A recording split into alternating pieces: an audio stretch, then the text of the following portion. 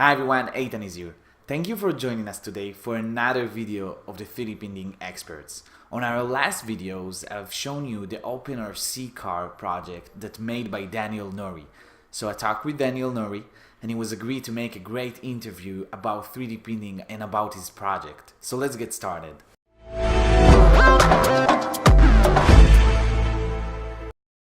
First of all, thank you, Daniel, for joining this video.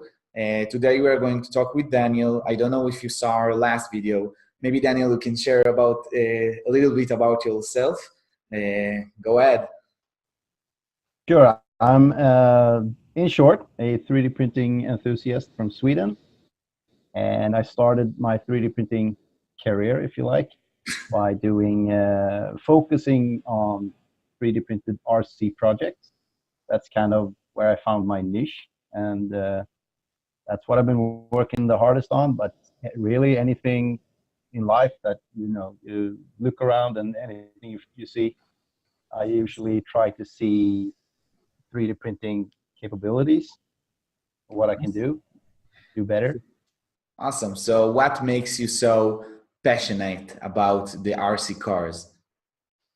I think that there's something about RC cars and other products as well, like quadcopters or boats or whatever, that, even since I was little, I always dreamed of having, like an RC car. And I'm so old, so I actually had one of those, with a cord on it.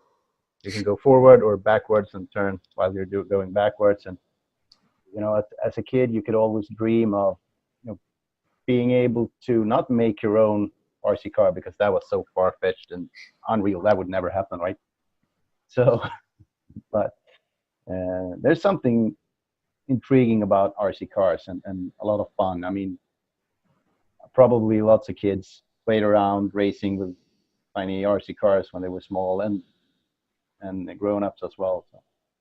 Awesome. Totally get it. And when was the first time that you discovered that 3D printing can be a good tool for the RC car project?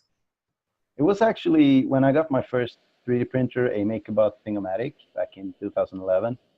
I just thought this technology, it's amazing, and I felt that I could make anything. But when I told my friends about it, they were like, just plastic. What can you make? It's nothing special. And I wanted to show them how incredibly cool this technology is. So I sat down and I started to think about a project I could make that would not only be fun to make for myself, but also show how awesome this technology is, and show all the capabilities of the technology and everything that goes around it. And so in the end, I thought, oh, how about making an RC car? Is it even possible? So I started to look at existing, real produced cars, and I started to. My first project was basically to copy an already existing car, and then modifying the parts as I went on. Yeah. And I finished it, and I drove it around, and I had lots of fun. And then I decided that I think it's possible to actually make an RC car from the ground up, designed especially for 3D printing. And that's where it all started. Awesome. And how many people already printed your design? That's actually hard to know. I don't know, but hundreds and hundreds. I mean, there's a build map, it's called, where you can, when you printed or built one of the OpenRC cars, you can post a picture and some info about it and yourself if you want. You put it on a map like a pin, and there's a world map, and I think it's 200-300 pins already. And there's the makes on Thingiverse, and there's also all the people that made a car or more, and haven't posted it anywhere, but Yeah. hundreds and hundreds. Maybe you can share with us, how did you choose the parameters for the printing when you start to print your products? It actually depends on the project itself, because the first real car I did was the Truggy, which needs a lot of durability. So I focused on making really strong parts, or as strong as I could make them back in the day, because I only had the little tiny build plate on a Thingomatic, Yeah. and I only had ABS, so um, I tried to make them as strong as I could. You know, three perimeters maybe, and high level of infill, and you know, trying to adapt the design itself to be able to withstand forces from, you know, different kind of impact. Yeah, of course, I get it. And how many times did you need to print the model until you become satisfied with every print? Uh, More than I can count, I guess. I think for the first, the Truggy, I spent a year and a half just Wow. printing a car, going up, wrecking it, taking it inside, taking it apart, print new parts, design new parts, print new parts, putting it together again, going out, crash it, and then over and over and over again for like a year and a half. So I um, thousands, I don't know. yeah. And how complicated it was to use 3D printing at the beginning for you? I think that coming from a background of manufacturing, it wasn't super complicated, but still, it was before, you know, the days of Cura and or at least before, you know, the latest versions. So we Yeah. used Replicator G, I think it was. And it was kind of, I wouldn't say complicated, but it wasn't as easy as it is today. So the technology itself is pretty, you know, basic, the core of it, extruding plastic. But I think the software was the thing that I struggled. I wouldn't say struggled, but worked the most with, you know, to try to understand and Yeah. master.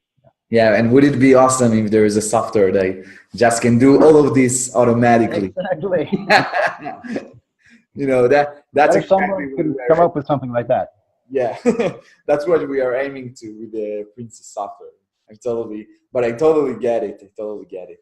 And Yeah, and also there wasn't I can't I don't think there was even a preview when you slice the part, which took, by the way, forever.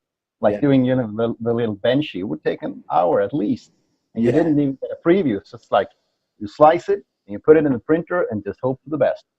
What do you think are the barriers today of using 3D printing?